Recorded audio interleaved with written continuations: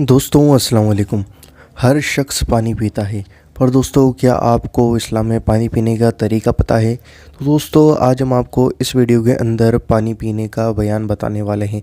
पानी ही नहीं, आप कोई सा भी हलाल लिक्विड पीते हैं तो हम आपको उसके पीने का तरीका बता रहे हैं कि किस तरीके से पीना चाहिए। तो दोस्तों आइए जानते हैं। आप इस वीडियो को दिल से लाइक कर दीजिए और इस वीडियो को दिल खोलकर शेयर करना, अपने पास मत रखना, नॉलेज को आगे बढ़ाना चाहिए और लोगों को भी शेयर करना। तो दोस्तों आइए जानते हैं। पानी को बिस्मिल्लाह पढ़कर दाहिने हाथ से पिएं। बाएं हाथ से पीना शैतान का काम है और 3 सांस में पिए। हर मर्तबा बर्तन को मुंह से हटाकर सांस लें, बर्तन के अंदर सांस नहीं लेनी है। पहली और दूसरी मर्तबा एक एक घूंट पीना है और तीसरी सांस में जितना चाहें पी सकते हैं।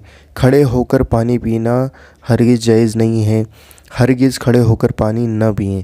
हदीस शरीफ में है कि जो शख्स भूलकर ऐसा कर डाले वह क्या कर दे, मतलब उस पानी को वापस निकाल दे जो उसने खड़े होकर पिया है, और पानी को चूस कर पिए। गड़ बड़े बड़े घूंट न पिए। जब पी चुके तो अल्हम्दुलिल्लाह कहे। पीने के बाद गिलास वगैरह का बचा हुआ पानी फेंकना इसराफ वह गुनाह है।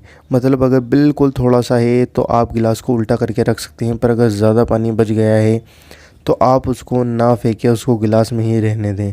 सुराही में मुंह लगाकर पानी पीना मना है। इसी तरह लोटे की टोटी से भी पानी पीना मना है, मगर जबकि देख लिया हो कि उसमें कोई चीज़ नहीं है तो हर्ज नहीं है। आप लोटे की टोटी से भी पानी पी सकते हैं, पर आप देख लें उसके अंदर कोई ऐसी चीज़ तो नहीं है जो आपको नुकसान पहुंचा दे, तो उसके अंदर मतलब पानी गंदा हो जाए, कोई ऐसी चीज़ ना हो।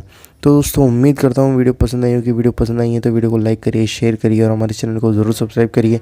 और अगर आपको कुछ पूछना हो तो हमें कमेंट करके नीचे पूछ सकते हैं। हम आपसे मिलते हैं अगली वीडियो के अंदर इंशाअल्लाह अज़्ज़ा वजल।